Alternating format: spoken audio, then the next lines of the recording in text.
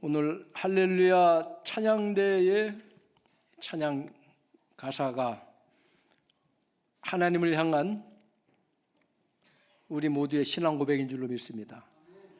너는 내 아들이라. 주님의 음성을 듣습니까? 오늘날 내가 너를 낳았노라. 너는 내 아들이라. 우리가 그 사랑 안에 살아가고 있습니다. 지난 주일에 바울 사도의 2차 전도 여행이 어떻게 마무리되고 있는가 하는 것을 통하여 은혜를 나눴습니다. 2차 전도 여행 끝날 즈음에 바울은 에베소에 잠시 들렀습니다. 그리고 오래 머물지를 않았습니다. 에베소에 있는 성도들이 오랫동안 함께 여기 머물면서 우리를 가르쳐 주세요 권했지만 바울은 만일 하나님의 뜻이면 다시 돌아오겠습니다라는 약속을 남기고 브리스길라 그리고 아굴라 부부를 바울 대신에 에베소에 남겨두고 바울은 갈 길을 재촉했습니다. 그리고 예루살렘을 거쳐서 해외 첫 선교사를 파송한 교회인 수리아의 안디옥 교회로 돌아감으로써 2차 선교 여행은 그렇게 마무리가 되었습니다. 그리고 얼마 안 있어서 바로 3차 선교 여행의 여정을 출발하였습니다. 지도를 잠깐 보겠습니다. 안디옥, 수리아 안디옥에서 출발해서 이제 빨간 화살표를 따라가시면 바울은 3차 전도 여행을 출발해서 더베, 루스드라, 이고니온, 비시디아, 안디옥 같은 이름이지만 지역이 다르죠. 그 지역을 순회하면서 1차 선교 여행 때 복음을 전하여 세워진 교회들입니다. 그것을 방문하여 에베소에 도착을 합니다. 그러니까 저 에베소는 2차 전도 여행을 마치는 귀환하는 과정에서 잠시 머물러서 그리고 브리스길라와 아굴라 부부를 남겨두고 떠났던 지역입니다. 만일 하나님의 뜻이면 돌아오겠다 한 바울의 약속대로 하나님께서 바울을 3차 전도여행의 주 거점으로 에베소 교회로 발걸음을 옮기게 한 것입니다. 그렇게 에베소에 도착을 했습니다. 자, 1절 다 함께 읽겠습니다. 1절입니다. 아볼로가 고린도에 있을 때에 바울이 윗지방으로 다녀 에베소에 와서 어떤 제자들을 만나. 자, 여기 갑자기 아볼로라고 하는 인물이 등장하는데 그 아볼로에 관한 기사는 18장 24절부터 28절까지 이어집니다. 알렉산드리아라고 하는 아주 유대인들이 많이 거주하고 있는 지역에서 학문적으로 많은 역량을 쌓은, 요즘으로 말하면 박사 학위를 소지한 그런 유력한 사람이 에베소에 왔던 것입니다. 와서는 에베소 교회에서 예수에 관하여 구약의 말씀을 가지고 가르쳤다 그랬습니다. 그러나 그가 가르친 내용은 예수에 관하여인 것입니다. 그의 가르침의 영향이 오늘 에베소 교회에 어떻게 나타나고 있는지를 바울 사도가 에베소에 3차 전도여행 때 방문했을 때 바로 파악이 된 겁니다. 에베소에 도착해가지고 어떤 제자들을 만났다 했습니다. 여러분, 교회 안에서 어떤 사람을 만났다. 이게 뭔가 뉘앙스가 좀 이상하죠. 교회 안에서 누굴 만나야 정상입니까? 그리스도인을 만나야 정상 아닙니까? 그런데 교회에 다니긴 하는데 어떤 사람이다. 진정한 구원받은 크리스찬인지 여부가 미심쩍은 사람을 얘기하고 있는 거예요. 이분이 정말 확실하게 구원받은 성도 맞는가? 라는 교계를 갸우뚱할 수밖에 없는 그러한 모습을 보이는 사람들이 있다는 거죠. 자, 그 사람들을 봤습니다. 그리고는 질문을 하게 되죠. 2절 다 함께 읽습니다. 이르되 너희가 믿을 때에 성령을 받았느냐? 예. 너희가 믿을 때에 성령을 받았느냐? 왜 이런 질문을 했겠습니까? 어떤 교회를 방문하면 그 교회의 어떤 영적 분위기, 이런 느낌이 와요. 어떤 교회는 설교 시간에 아멘이 전혀 없는 교회도 있습니다. 설교 시작부터 끝날까지 아멘 안 나와, 아멘이. 그리고 성도들의 어떤 신앙생활의 어떤 그 분위기 속에서 생동감을 찾아볼 수가 없어요. 예배 분위기 보면 예배가 기쁨의 예배가 아니라 마치 장례식장의 엄숙한 분위기로만 이어지는 예배의 분위기가 느껴지는 그런 교회도 있어요. 바울은 에베소에 도착했을 때 뭔가 모르는 그런 어떤 답답함을 느꼈던 것입니다. 그 성도들을 통해서. 그래서 너희가 믿을 때에 성령을 받았느냐? 이 질문은 단순하게 신앙 고백을 물어본 것이 아니라 그들의 신앙의 본질과 그 깊이를 물어본 것입니다. 그들의 믿음이 과연 예수 그리스도에 대한 인격적인 만남의 신앙으로 이어졌는지, 그리고 그 결과 성령의 임재 가운데에서 신앙생활을 하고 있는지를 물어본 겁니다. 오늘 우리에게도 이 질문은 상당한 도전이 되는 질문이에요. 예수님을 인격적으로 만났습니까? 성령 안에서 신앙생활을 하고 있습니까? 하는 질문이에요. 자, 그러자 어떻게 대답했느냐? 2절 중반절에 보시면 그들이 이르되 아니라 우리는 성령이 계심도 듣지 못하였노라, 이렇게 대답하고 있습니다. 정확한 진단을 하기 위하여 정확한 질문을 한 것이죠. 제가 신학교에 강의를 나가게 됐을 때 서점에 가가지고 그 대학교 강단에서 이제 어떻게 하면 잘 효과적으로 제대로 가르칠 수 있을까 참고하기 위해서 여러 그런 관련된 책을 봤어요. 그 중에 미국의 콜로라도의 어느 유명한 대학의 우리 한국인 교포 교수인데 아주 유명한 교수님이에요. 그분이 쓴 책이 있더라고요. 그래서 봤는데 그 중에 딱 하나 건졌어요. 좋은 교수는 어떤 교수냐? 강의를 잘 하면서 막 해답을 막 가르쳐주는 교수가 아니라 좋은 교수는 좋은 질문을 하는 사람이래요. 아, 그게 딱 마음에 와닿더라고.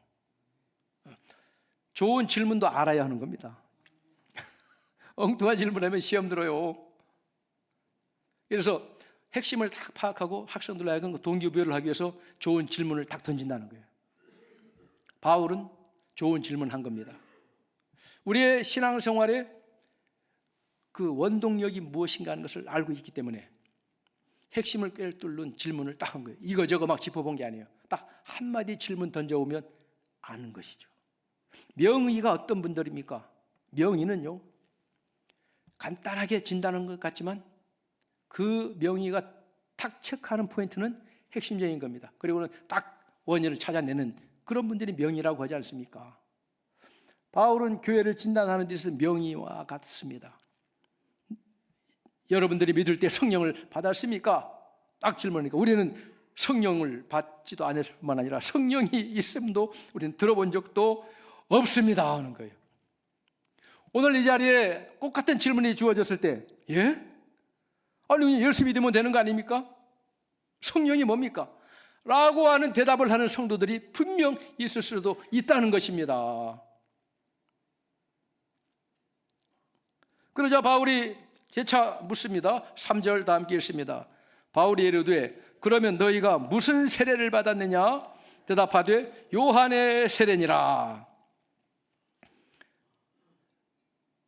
그들의 믿음의 출처를 이제 묻는 겁니다. 그렇다면 여러분은 무슨 세례를 받았습니까? 세례 받는다는 것은 그 교회에 등록한 성도로 된다는 것 아니겠습니까?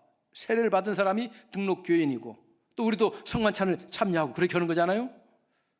그래서 교인의 자격을 갖추는 의식인 세례를 받았으니까 교인이라고 하는데 무슨 세례를 받았습니까? 그러자 요한의 세례를 받았습니다 하는 거예요. 바로 이 요한의 세례를 받았다고 하는 것이 1절에 언급된 아볼로의 영향이 그들에게 나타나고 있는 것입니다.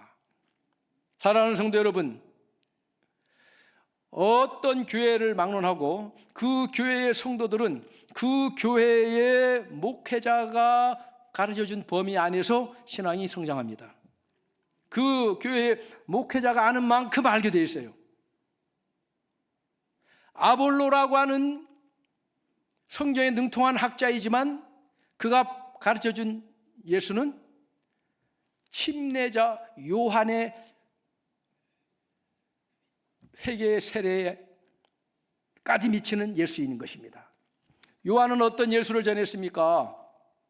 나는 물로서 침례를 베풀거니와 내 뒤에 오시는 이는 나보다 능력이 많으시니 나는 그의 신발을 드는 것도 감당할 수 없을 정도다.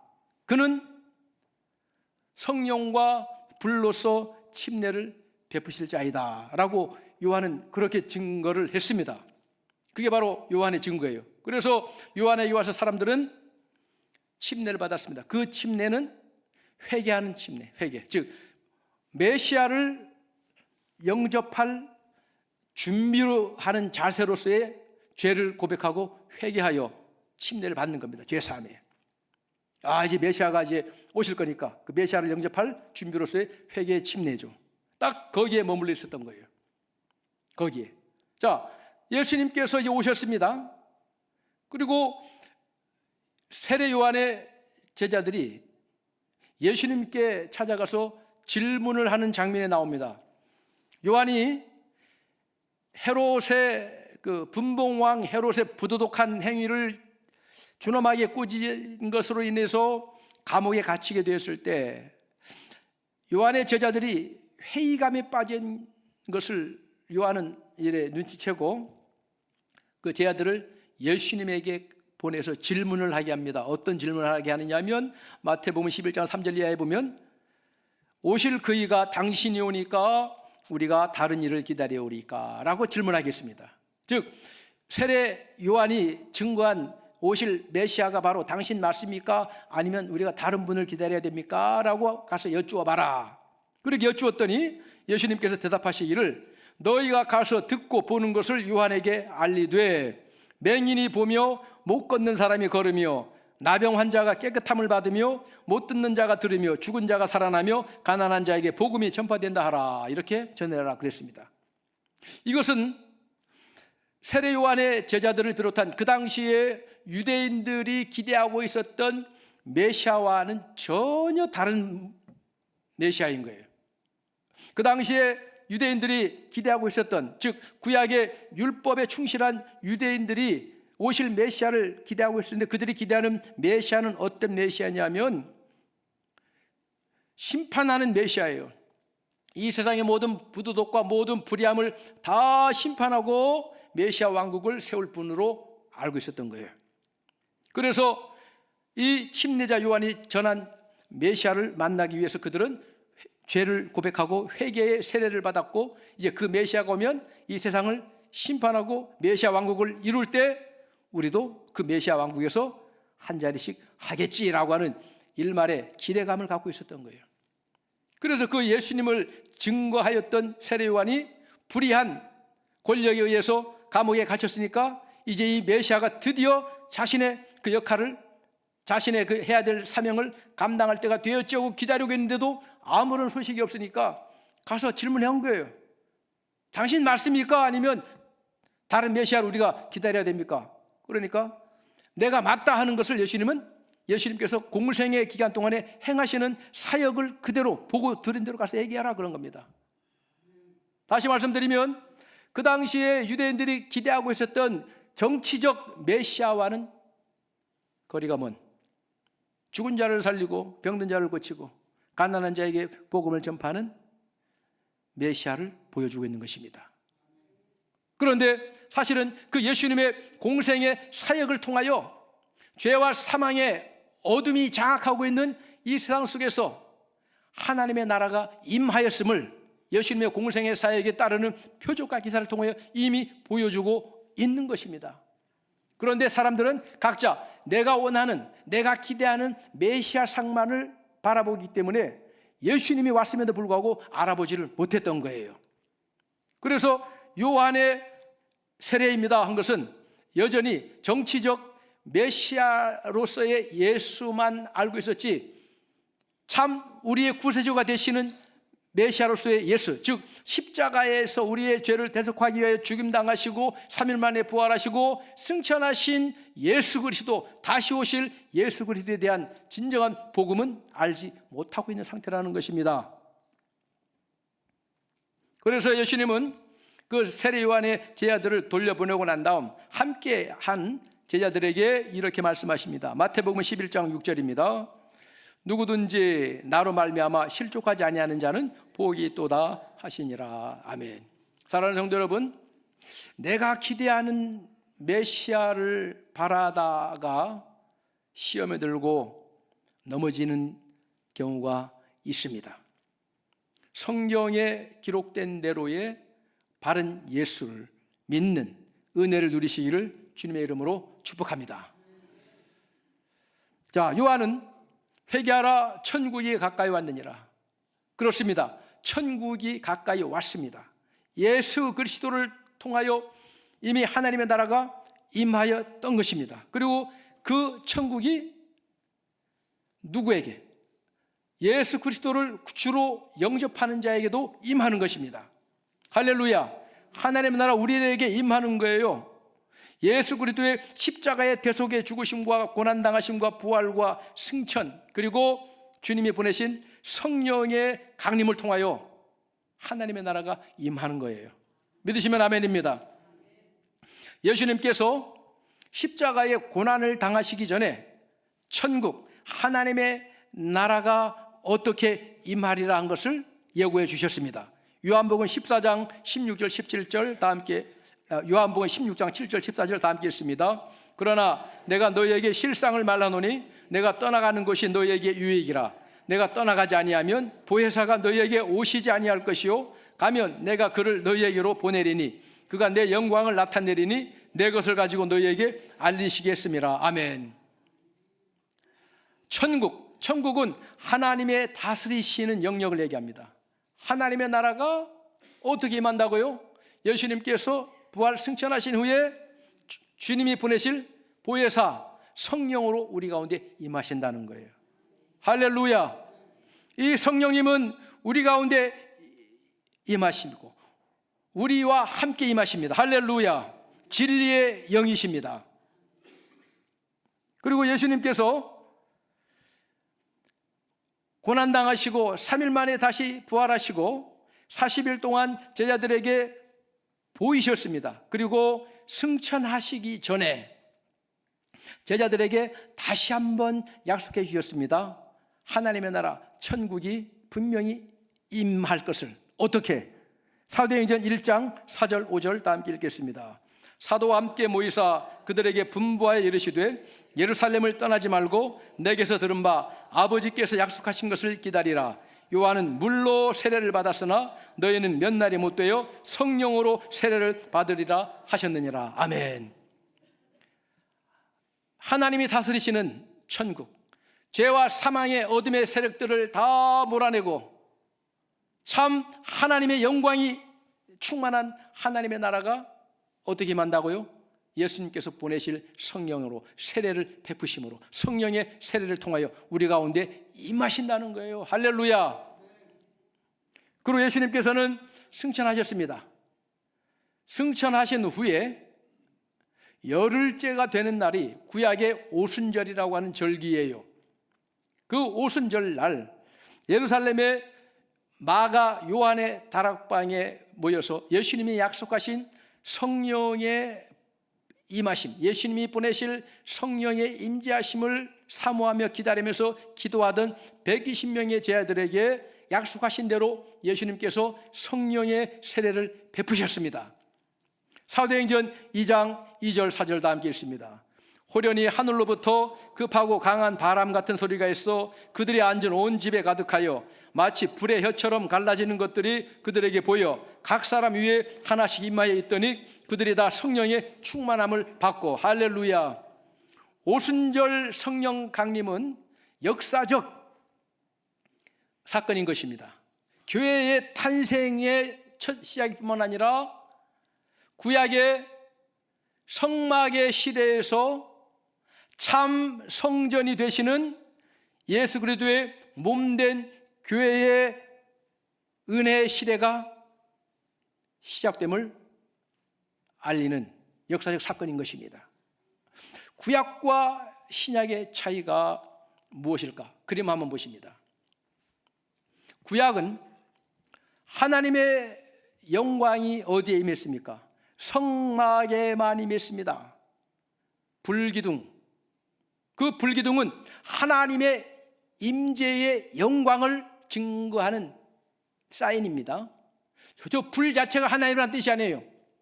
하늘로부터 임한 저 불기둥은 하나님이 어느 곳에, 바로 저 성막에 임하여 계시다는 거예요. 그래서 이스라엘 백성들은 저 성막 가운데 하늘 여호와의 불기둥이 임한 것을 보면서 하나님 우리와 함께 하시는구나 하는 그 믿음을 가지고 광야를 진행할 수 있었고, 그리고 가나안에서는 성전을 세웠던 것입니다. 그런데 예수 그리스도께서 우리의 죄를 대속하시고 부활하시고 승천하시고 약속하신 대로 성령을 보내실 때에 그 성령이 어떤 식으로 임했어요? 급하고 강한 바람 같은 소리와 함께 불의 혀처럼 갈라지는 불이 각 사람 머리 위에 임하여 있는 것을 보았다 그랬어요. 할렐루야. 이제는 하나님의 영광의 임재가 구약의 그 성막이 아닌 누구에게? 예수 그리스도의 십자가의 대속의 보혈의 피로 대속함을 받은 그리스도를 주로 영접한 심령들 가운데에 하나님의 영이 임한 겁니다. 할렐루야. 시대가 바뀐 거예요. 우리가 교회가 된 거예요. 우리가 성전이 된 거예요. 몸된 교회, 그리스도의 몸된 교회 위에 하나님의 영광이 임한 겁니다. 성령이 임한 겁니다. 할렐루야. 완전히 바뀐 거예요. 시대가 바뀐 거예요. 성령이 임하기 이전과 각 사람에게 오순절에 약속하신 대로 주님께서 베푸시는 성령의 세례가 임한 것은 역사적인 완전한 전환점을 이루게 된 것입니다. 언약의 성취의 시대가 시작된 것입니다. 자, 이렇게 성령의 세례, 성령의 충만한 제자들은 그때부터 예수 그리스도의 복음을 전하는데요, 말로만 전하는 복음이 아니라 사람들을 설득해서 예수 믿으세요, 예수 믿고 천국 가세요, 예수 믿으면 좋은 일 생깁니다, 설득하고 어떻게 선물 공세해가지고 해가지고는 그런 식이 아니고 권능으로 전해서, 권능으로 예수님께서 바로 성령이 너에게 임하시면 어떤 일이 일어나느냐? 권능을 받고 예루살렘과 온 유대와 사마리아와 땅끝까지 이르러 내 증인이 되리라. 성령이 우리 가운데 임하셨다는 것은 하나님의 임재가 이루어진 것이고, 하나님의 임재가 우리 가운데서 권능으로 나타나기 시작한 거예요. 할렐루야. 그러니까 누구의 권능이라고요? 성령 하나님의 역사심이에요. 사랑하는 성도 여러분, 신앙생활 할 때 성부와 하나님에 대해서 잘 압니다. 성경 첫 장을 착 펴면 첫 장부터 창조주 하나님의 이야기가 나오기 시작하죠. 그리고 신약으로 넘어오면 예수 그리스도가 나오죠. 신구약 성경을 쭉 짜면 피가 떨어져요. 십자가에, 구약에는 짐승의 피가 떨어지고 신약에는 그리스도의 갈보리의 십자가의 피가 떨어져서 예수 그리스도까지는 잘 알아요. 그런데 정작 성부, 성자, 성령 삼위일체 하나님의 그 삼위격 되시는 성령 하나님에 대해서는 모른 채 신앙생활하는 경우가 많아요. 성령은 하나님이십니다. 할렐루야. 이 성령 하나님이 우리 가운데 임하신 거예요. 하나님의 진이 우리를 통하여 역사하시는 겁니다. 그래서 너희가 성령이 너희에게 임하면 너희가 권능을 받고 하는데, 그 권능이 어떤 식으로 나타나느냐? 마가복음 16장 15절 18절 다 함께 읽습니다. 너희는 온 천하에 다니며 만민에게 복음을 전파하라. 믿는 자들에게는 이런 표적이 따르리니 곧 그들이 내 이름으로 귀신을 쫓아내며 새 방언을 말하며 뱀을 집어올리며 무슨 독을 마실지라도 해를 받지 아니하며 병든 사람에게 손을 얹은즉 나으리라 하시더라. 아멘. 어둠의 세력, 사탄의 어둠의 영이 장악하고 온갖 귀신이 장악하고 죽음의 흑암의 저주가 장악한 그 깊음 속에 하나님의 절대적 권능의 역사가 일어나면 어둠의 세력은 떠나가고, 할렐루야, 죽음의 권세는 깨어지고 살리는 역사가 일어나게 되는 거예요. 믿으시면 아멘입니다. 너에게 이런 표적이 따르리니 내 이름으로 귀신을 쫓아내고 새 방언을 말하고 뱀을 집어올리고 무슨 독을 말지라도 해를 받지 아니하고 병든 자에게 손을 얹은 즉 나으리라 하시는 그 역사가, 예수님께서 공생의 사역을 통하여 보여준 그 권능의 역사가 이제 성령이 임한, 성령의 세례를 받은 제자들을 통하여 그대로 나타난 역사가 2000년 기독교의 역사임을 믿으시면 아멘입니다. 할렐루야. 지식적으로 교리적으로 알고 있는 예수가 아니라 지금 살아 역사하시는 예수 그리스도, 인격적으로 주님과 교제하는 그 살아있는 믿음의 역사가 성령의 세례를 받아야만이, 성령에 충만해야만이 그 살아계시는 예수님의 그 능력을 우리가 체험하면서 권세 있는 복음의 증인으로 하나님께 영광 돌리게 되는 줄로 믿습니다. 이처럼 바른 예수를, 복음을 전해주자. 5절 다 함께 읽습니다. 그들이 듣고 주 예수의 이름으로 세례를 받으니. 세례란 무엇입니까? 예수 그리스도와 연합하는 것입니다. 예수 그리스도와 함께 십자가에 못 박힌 예수와 함께 하나님 앞에 죄인된 나라고 하는 옛사람이 함께 죽어 장사지는 바 되었고, 부활하신 예수 그리스도와 연합하여 부활하신 예수 그리스도 안에서 나도 새 생명으로 다시 태어났습니다 하는 거예요. 할렐루야. 그걸 세례라고 하는 의식을 통하여 고백하고 나타내는 겁니다. 그리고 그것은 단순한 의식으로 끝나면 안 되죠. 실제 그것이 나에게 이루어졌음을 무엇으로 나타냅니까? 6절 다 함께 읽겠습니다. 바울이 그들에게 안수하며 성령이 그들에게 임하심으로 방언도 하고 예언도 하니. 바울이 안수하였을 때 성령이 임하자 예언도 하고 방언도 했다. 즉 오순절 마가 요한의 다락방에 모였던 120명의 제자들이 오순절에 성령의 세례, 성령의 기름 부심, 성령의 충만함을 받았을 때 나타났던 그 역사가 그들에게도 그대로 나타났다는 것입니다. 오늘 여기에서 우리가 예언도 했다, 방언도 했다, 은사에 집중하면 안 되는 거예요. 은사는 다양합니다. 어떤 성도는 방언도 받기도 하고, 그러나 어떤 성도는 방언 받은 은사가 없기도 합니다. 그러나 중요한 것은 성령이 우리에게 임하시는 것은, 모든 믿는 자에게 약속하신 성령이 임한다는 사실을 믿으시면 아멘입니다. 할렐루야. 은사는 필요에 따라 하나님이 주시기도 하고 거두어 가시기도 하고 그래요. 그러나 중요한 것은 나에게 성령이 임하였느냐 하는 것입니다. 그리고 나에게 성령이 임하신 것을 내가 체험하여 맛보았느냐 하는 거예요. 할렐루야.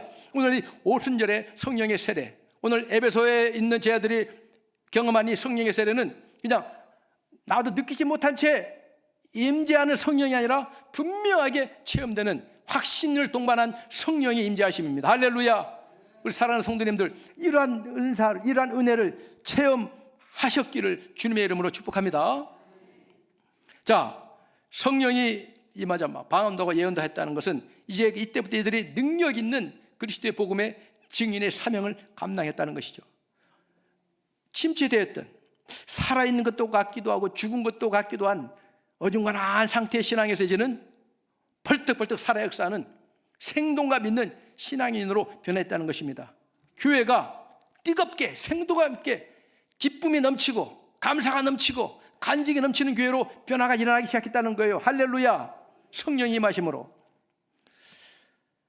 1907년에 세계 기독교 사회에도 기록되어 있는 역사적 사건이 우리 조선에 임하였습니다. 한국의 오순절이라고 일컫는 성령의 강림의 기름 부음의 역사가 일어났습니다. 그때 1907년 1월 달에 평양의 장대현 교회에서 평안남도 남자 사경회가 열렸습니다. 선교사님들이 이제 말씀을 전하면서, 사경회라는 것은 성경 공부 모임이에요.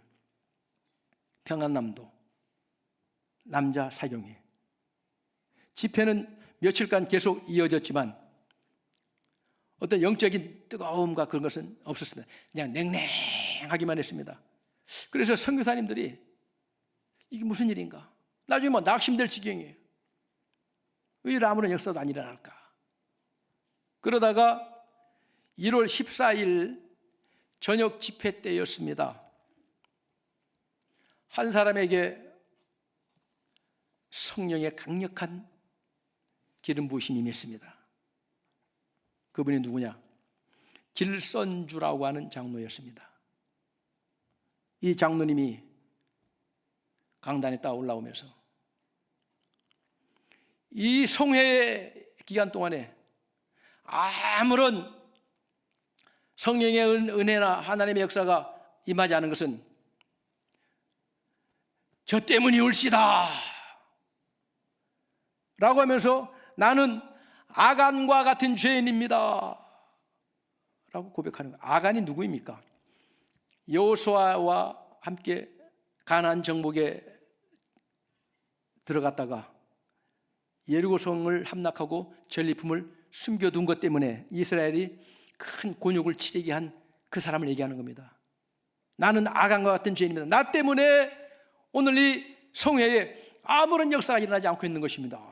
그러면서 고백하는 이야기가 몇 해 전에 제 사랑하는 친구가 세상을 떠나기 전에 저에게 가족을 부탁했습니다. 내 처자식들을 부탁한다.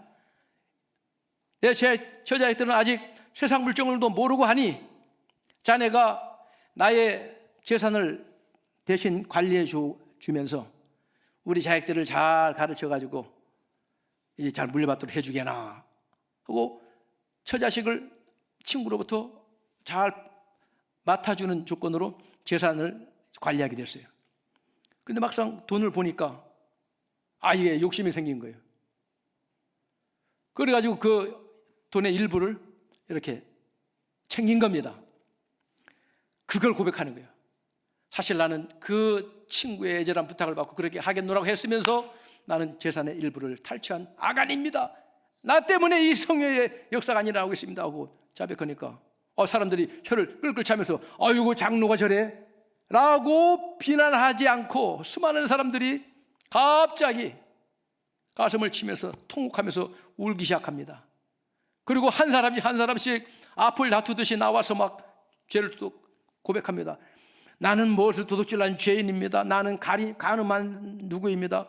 심지어는 어떤 사람은 얼마 전에 저의 아내가 집을 나가서 오리무중 행방불명됐다고 제가 신고를 했는데 사실은 그 아내를 제가 때려 죽여서 우리 집 뒷마당에 묻었습니다. 별의별 죄를 다 고백하는데요, 사람마다 세상에 죄란 죄는 여기 다 모였구나 다 고백하면서 밤새도록 통해 자복하면서 기도하는데 날이 밝아요. 끝날 줄을 몰라요. 그 놀라운 역사가 평양 장대현 교회에서만 끝난 게 아니라 조선 팔도로 다 퍼져나갔습니다. 할렐루야. 그래서 이 평양 대부흥의 역사는 조선을 변화시켰습니다. 그 당시에 동양의 소돔이라고 불릴 만큼 타락했던 평양이 이 일을 계기로 동양의 예루살렘이라고 불릴 만큼 도덕적으로 새로워졌어요. 또 이때를 기점으로 교회의 폭발적인 성장과 전도의 구령 열정이 회복되었습니다. 교회가 급성장했어요. 그리고 개인의 영적인 각성은 민족을 위한 기도로 이어졌고 훗날 1919년 3월 1일 3.1운동 민족 독립지사들로 16인의 기독교인들이 참여하게 되었고 그 외에 일어난 민족을 살리는 일에 많은 크리스찬들이 참여하게 되는 좋은 시너지 역할을 일으킨 것이 바로 1907년 평양대 부흥입니다. 한 사람에게 성령의 강력한 임재가 임하자 그 불이 번져나간 것입니다. 할렐루야. 오바마 대통령 당시에 동성애 합법화, 미국 전 연방 전체가 이제는 동성애는 합법하다 하는 동성애 합법화 법안이 완전히 통과됐을 때 오바마 대통령이 뭐라고 한 줄 아세요? 세계 언론들을 모아놓고 에이브라함 링컨 대통령이 노예 해방을 한 것에 버금가는 역사적 쾌거를 이룬 날입니다. 아주 그렇게 했어요. 그래서 전 세계가 기독교 국가 미국 끝났구나. 이제는 미국이라는 나라도 끝났구나. 모두가 그렇게 한 그 무렵, 그렇게 침체되는 시기가 계속 지나고, 그러던 2023년 2월 24일 수요일 날, 화요일 켄터키주라고 하는 지역의 에즈버리 신학대학의 화요 예배 시간에, 채플 시간에 놀라운 역사가 일어났습니다. 그날 설교하신 목사님이 예수님의 십자가의 대속의 사랑에 대해서 로마서의 말씀을 가지고 선포했어요. 그리고 예배를 마치면서 그리스도의 사랑을 깨닫지 못한 학생들은 남아서 기도하면서 그 사랑을 나에게 보여주십시오 하고 남아서 기도하시기 바랍니다 하고 예배가 끝났어요. 그래서 한 20여 명쯤 되는 학생들이 자발적으로 남아가지고 기도하기 시작했습니다. 기도하던 가운데 또 어떤 학생에게 또 성령이 강하게 감동을 하셔가지고 나와서 또 간증을 했대요. 나는 이런 죄인인데 하나님이 나를 이처럼 구원하셨고 오늘 그 사랑이 깨달아졌습니다. 나는 구원받았습니다. 오직 예수님의 십자가의 보혈의 공로밖에 없습니다 하고 간증을 하는데, 학생들이 앞다투어서 나도 하면서 막 간증하기 시작하면서, 그리고 이 소식이 SNS로 퍼져나가가지고 갑자기 집으로 갔던 학생들이 다시 모이기 시작하고, 그 열기가 식어지지 않고 계속 번져나가면서 그날부터 수많은 사람들이 모여들기 시작했어요. 약 1만 5천 명이 평균 인원이 모여서 막 기도하는 거예요. 화면 한번 보시겠습니다. 저기에 바로 에즈버리 그 대학교 그 채플 강당인데, 저기다 들어오지 못한 사람, 그 다음 장면. 전 미국에서 막 차로 막 이 조그만 동네예요. 몰려들어요. 그 다음 학교 강당에 미처 들어가지 못한 사람들은 저 바깥 마당에 엎드려가지고 야외 스피커로 이제 집회하고, 집회 누가 특별히 주최하는 주최측도 없었어요. 성령 역사심을 따라 학생들이 자발적으로 찬양하고 가면서 막 하는, 그렇게 이어졌는데 2023년 2월 8일 날 시작된 이 수요일 채플에서 시작된 집회가 2월 24일까지 이어졌습니다. 이것도 학교 대학 본부에서 계속 더 할 수 없다, 우리 학교 이 강의도 재개해야 되니까, 그래가지고 2월 24일까지만 합니다 공지하고는 끝냈지만, 이 에즈버리 대학교에 붙은 성령의 불길은 캠퍼스를 넘어서 미국 전 대학교로 퍼져나가고, 할렐루야. 그리고 CNN을 비롯한 전 세계의 가장 탑 뉴스가 됐어요. 아멘입니까? 그렇습니다. 하나님께서 그 영적으로, 도덕적으로, 신앙적으로 침체돼가지고 다 기울어져가는 미국이라는 나라를 다시 한번 불릴 때 일으키기 위해서 에즈버리 신학대학의 한 캠퍼스에, 그리고 한 학생에게 성령의 기름 부으심을 부은 것이 계기가 돼가지고 그 역사가 일어나서 미국이 대영적, 대각성이 일어나는 놀라운 역사가 일어났다는 것입니다. 할렐루야.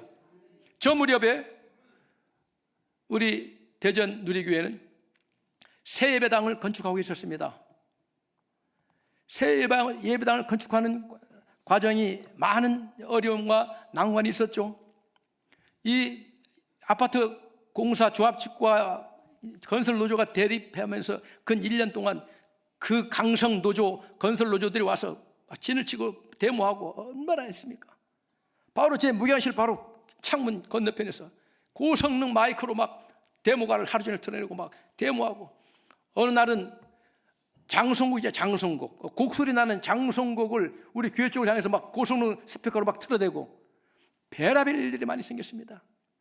또 건축하는 과정에서 여러 가지 난관도 일어나고, 그러나 그 모든 난관을 에즈베리 대학교에만 임하신 성령님이 아니라 우리 대전 누리교회에도 그 성령이 임하셔가지고 우리 모든 성도님들은 흔들림 없이, 할렐루야, 매 주일마다 모든 공구정 예배마다 모두가 참여하고 불의적 기도하고, 기도로 모이시다 하면 한 사람도 예외가 없이 모든 재직들은 어쨌든 기도에 참여하는 각오를 가지고 기도하면서 그 모든 난관들을 돌파하여 오늘 여기까지 이룬 줄 믿으시면 아멘입니다. 이 모든 게 다 성령의 역사예요. 성령님은 단순한 감정이나 어떤 체험이 아니에요. 그리스도인의 삶을 변화시키는 능력입니다. 성령의 세례를 받으면, 성령에 충만하면 말씀에 순종하고 죄를 멀리하게 되고요, 기도와 예배에 능동적으로 참여하게 되는 거예요. 성령에 충만받으면 먼저 기쁨이 회복됩니다. 감사가 회복됩니다. 구원의 감격이 회복됩니다. 예배가 회복됩니다. 성령의 충만함을 받기 전에는 예배 시간에 구경꾼처럼 앉아서 다른 사람 은혜 받는 모습을 보면서 판단만 하던 사람이 기쁨으로 찬양하고 손뼉치며 찬양하고 감사로 찬양하고 예배가 사모되어지고 기도의 자리를 찾게 됨을 믿으시면 아멘입니다. 성령의 기름 부심하면 새벽 기도까지도 나오게 돼요. 할렐루야. 성령의 기름 부심, 성령의 충만함 받으면 예수를 더 사랑하게 됩니다. 예수님을 전하게 됩니다. 요한복음 16장 14절에 그가 내 영광을 나타내리니 내 것을 가지고 너희에게 알리시겠습니다. 성령 충만하면 딴소리 안 합니다. 예수 그리스도의 복음을 얘기합니다. 할렐루야. 헛소리 안 합니다. 하나님의 말씀 가지고 예수 그리스도의 복음을 전합니다. 예수를 자랑합니다. 예수를 증거합니다. 할렐루야. 성령의 충만함을 받으면 우리의 인격이 변화돼요. 여러분, 신앙생활을 오해하면 안 되는 거예요. 예수라고 하는 모범적인 교사를 목표로 세워놓고 우리가 닮아가고자 하는 거, 그거 어려울 정도가 아니라 불가능하다는 것을 아셔야 됩니다. 불가능해요. 생명의 성령의 법으로만 되는 것입니다. 성령의 역사로만 가능한 거예요. 예수가 내 안에 임재하신 것이 바로 성령의 충만함인 것입니다. 내 안에 성령이 강하게 역사하셔야만이 성령의 열매를 맺는, 그리스도의 인격을 닮아가는 성품의 변화가 일어나는 거예요. 그래서 주변 사람들이 얘기하기 시작합니다. 요즘 당신이 예전에 그 사람이 아닌 것 같아요. 그런 얘기를 듣기 시작합니다. 뭔가 달라졌다. 그게 성령의 역사예요. 사랑하는 성도 여러분, 이러한 성령의 기름 부심을 받지 않고 어떻게 내 의지와 내 노력만 가지고 신앙생활을 하려고 그러십니까? 오늘 이 말씀을, 나에게 주시는 말씀, 너희가 믿을 때 성령을 받았느냐, 이 말씀이 나에게 던지는 질문으로 받으시기를 주님의 이름으로 축복합니다. 누구에게 오늘 이 성령의 기름 부심이, 성령의 세례, 성령의 충만함이 임하느냐? 요한복음 7장 37절 39절입니다. 누구든지 목마르거든 내게로 와서 마시라. 나를 믿는 자는 성령의 이름과 같이 그 배에서 생수의 강이 흘러나오리라 하시니 이는 그를 믿는 자들이 받을 성령을 가리켜 말씀하신 것이라. 목마른 자들이 받습니다. 할렐루야. 주님, 저희들은 냉랭한 상태로 감격도 없이 변화도 없는 이러한 신앙생활 더 이상 저는 만족할 수 없습니다.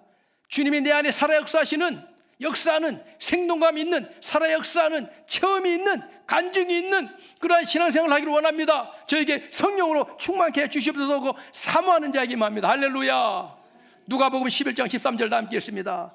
너희가 악할지라도 좋은 것을 자식에게 줄 줄 알거든 하물며 너희 하늘 아버지께서 구하는 자에게 성령을 주시지 않겠느냐 하시니라. 아멘. 바람으로만 끝나지 마시고 구하세요. 기도할 때마다 구하세요. 구하면 성령을 주시지 않겠느냐. 어떤 성령? 능력으로 역사하는 성령. 이 성령의 역사가 임하야만이 우리가 사명을 감당할 수 있고요, 봉사를 통하여 영광을 누릴 수 있고요, 복음을 전할 수가 있고요, 무엇보다 내 삶 속에서 하나님의 나라의 임재를 체험하는, 승리하는 간증의 주인공이 될 줄로 믿습니다. 할렐루야. 오늘 이 시간 우리 다 함께 찬송 부르시고 성령이여 임하소서, 성령이여 나를 충만함으로 사로잡아 주시옵소서, 오직 예수 그리스도의 복음의 증인으로, 승리하는 증인으로 나를 들어 사용하여 주시옵소서 하고 찬송가 197장 1절과 2절 부르신 후에 통성으로 부르짖어 기도하겠습니다.